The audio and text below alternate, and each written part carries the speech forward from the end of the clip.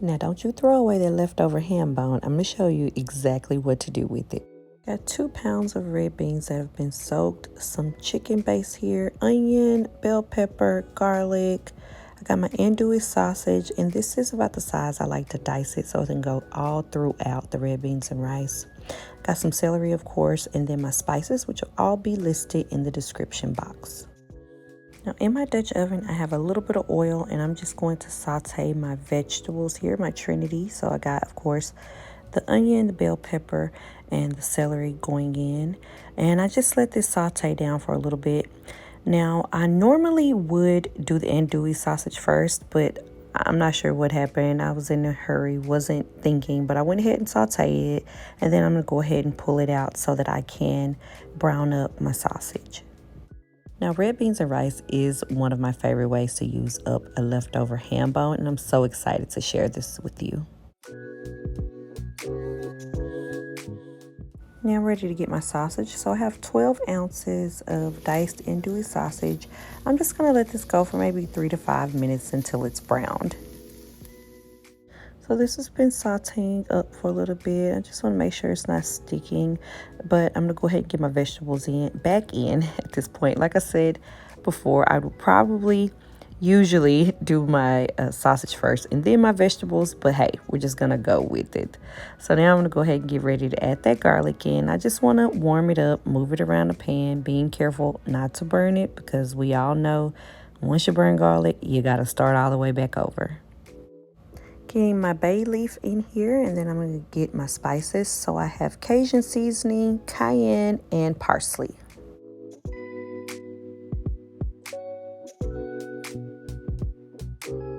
Now that we got that mixed around, I'm going to go ahead and add in the ham bone.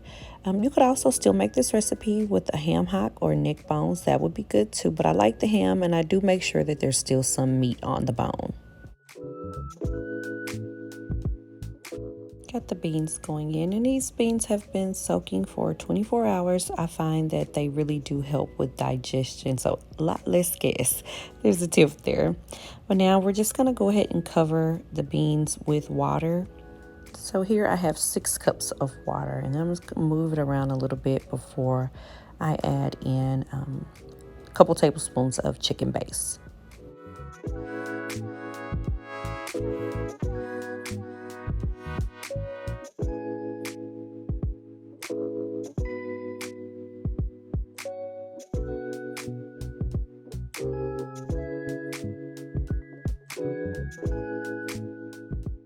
I have my temp here at medium, and I brought it up to a slight simmer. I'm going to go ahead and get the lid on and let this cook.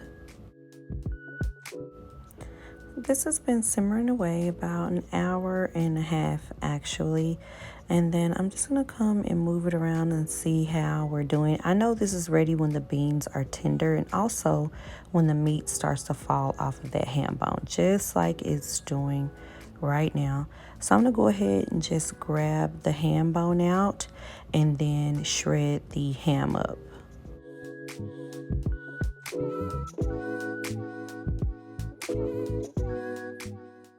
So I got my ham off to the side, waiting on me. It's shredded and ready to go back in the pot when we're ready. But right now, the beans are still a little watery, and that does happen sometimes. And so what I like to do to make this thick and creamy, I'll just go along the sides and kind of mash the beans around as I go. Even sometimes I'll go in here and do this with a potato masher.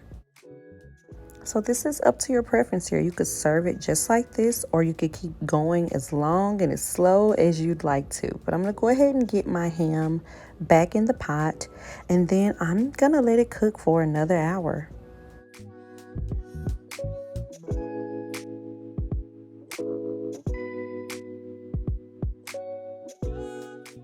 So in efforts to thicken up my sauce here, I'm letting it go a while, but I'm kind of letting it simmer over high heat. So I'm kind of watching it, moving it around the pan, but I do want this to thicken up, and it also will thicken a little bit as it stands when it's completed.